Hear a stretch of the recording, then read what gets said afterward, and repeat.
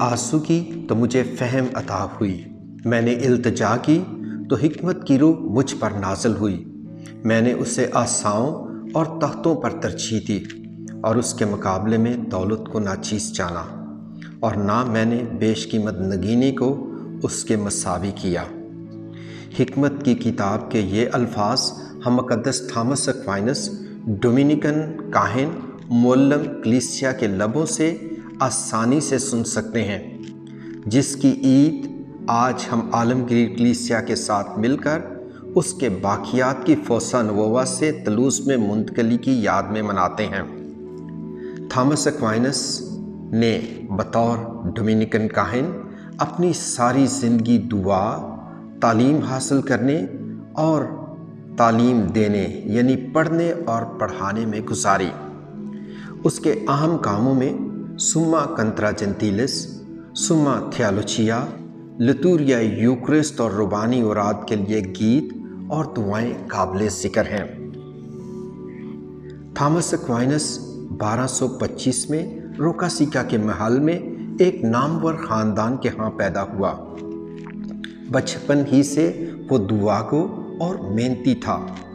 5 سال کی عمر میں اس کے خاندان نے اسے بنیادی مسیحی تعلیم حاصل کرنے کے لیے مونتے کسینو کی خانقاہ میں بھیجا۔ اس عمر میں بھی وہ اپنے اساتذہ سے مشکل سوالات کرتا تھا، مثلاً خدا کون ہے؟ وہاں پر رہتے ہوئے اس نے دعا اور مراقبے میں ترقی کی۔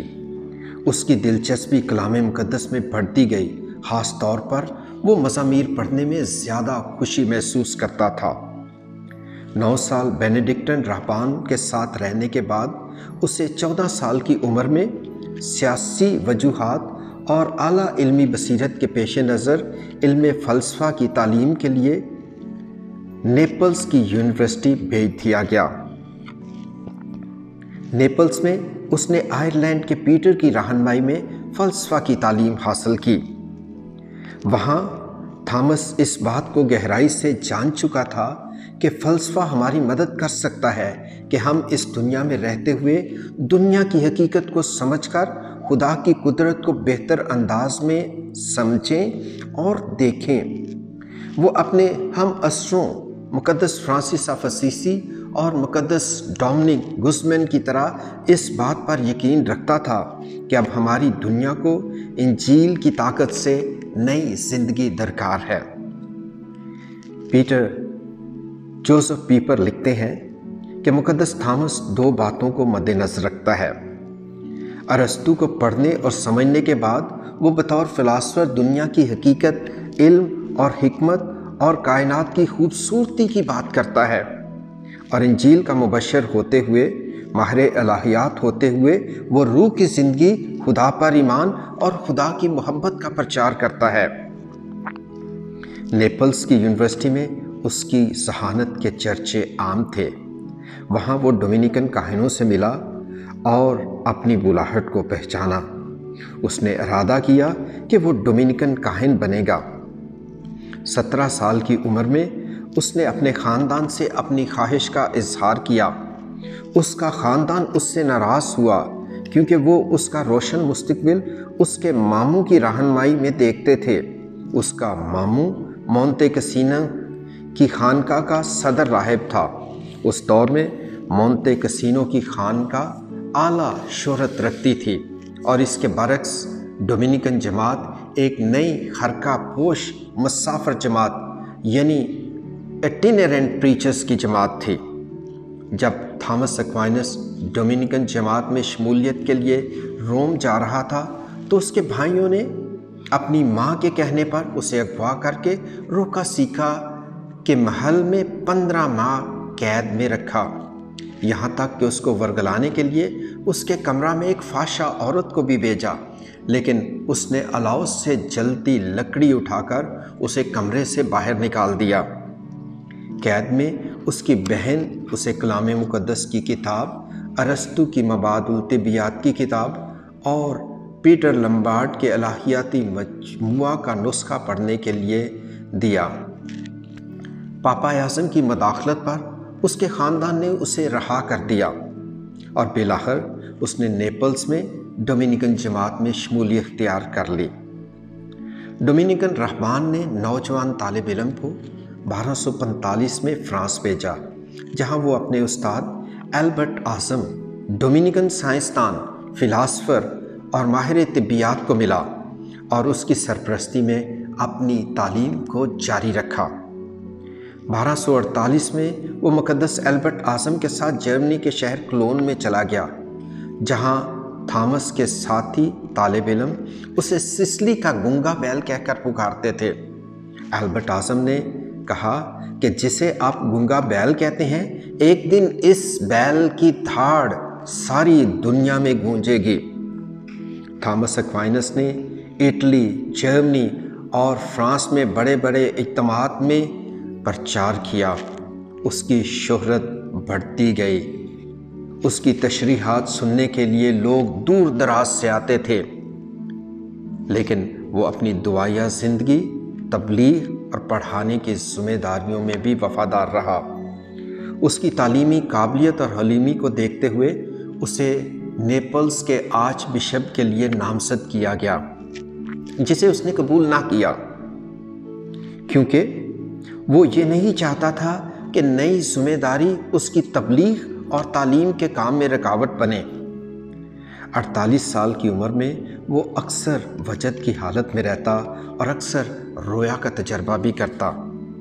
ایک دن مقدس ڈومنک کے گرجا گھر میں پاک ماس کی عبادت کے بعد وہ دعا کر رہا تھا۔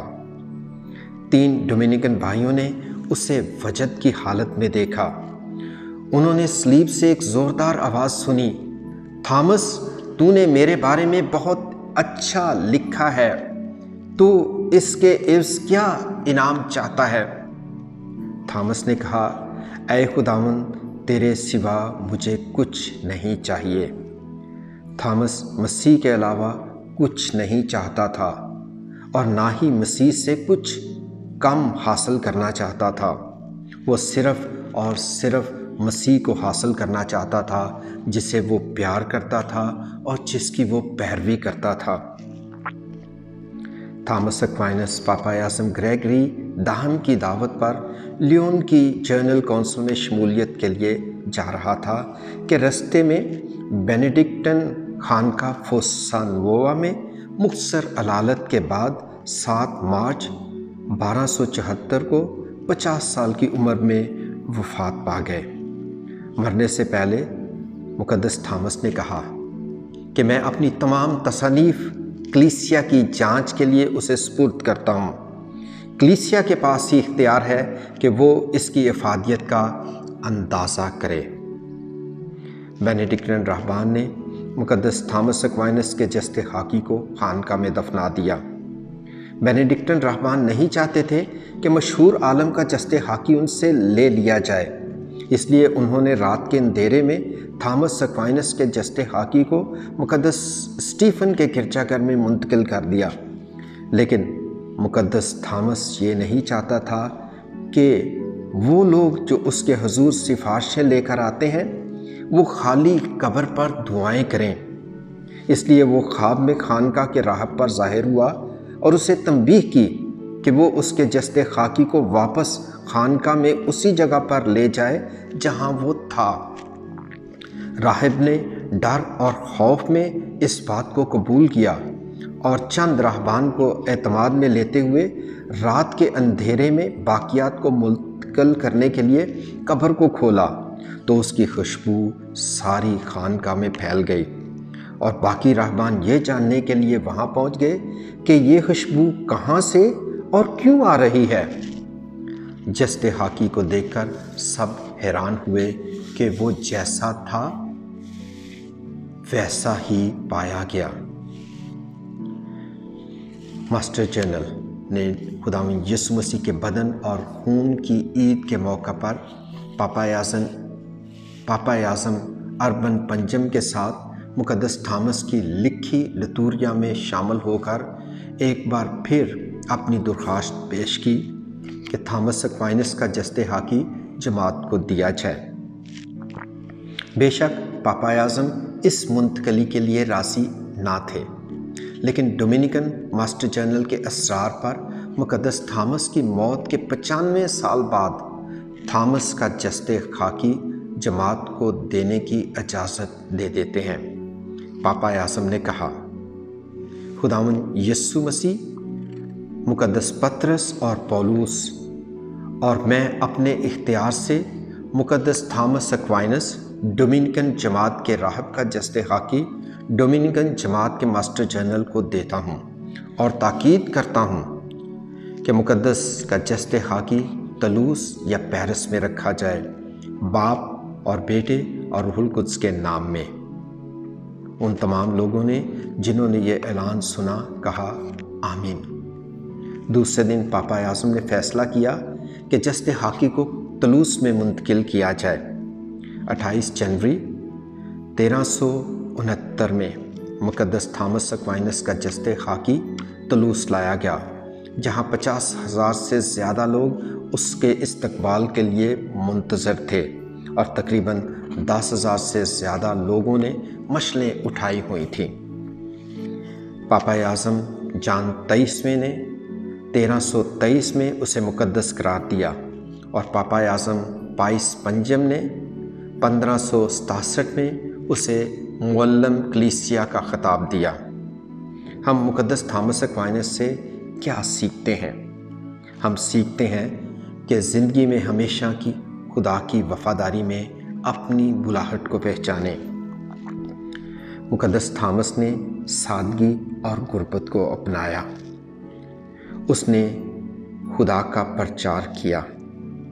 مقدس البرٹ اعظم کے الفاظ سچ ثابت ہوتے ہیں۔ اس کی موت کے تقریباً 750 سال بعد آج بھی اس کی تعلیم کی گونج کلیسیا اور دنیا میں اثر رکھتی ہے۔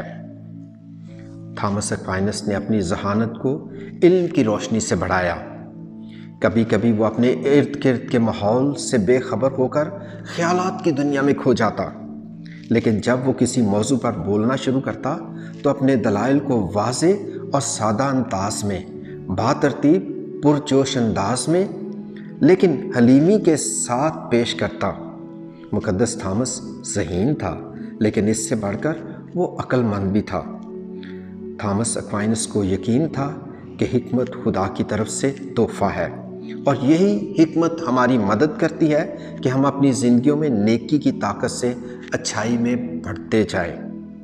خدا ہماری مدد کرے کہ ہم مقدس تھامس کی نیک اور اعلیٰ علمی زندگی سے سیکھیں، علم حاصل کریں، حکمت میں نشو و نما پائیں، یسوع کی پیروی کریں، اس کو جانیں، اس سے محبت کریں اور ہمیشہ اس کی خدمت کریں۔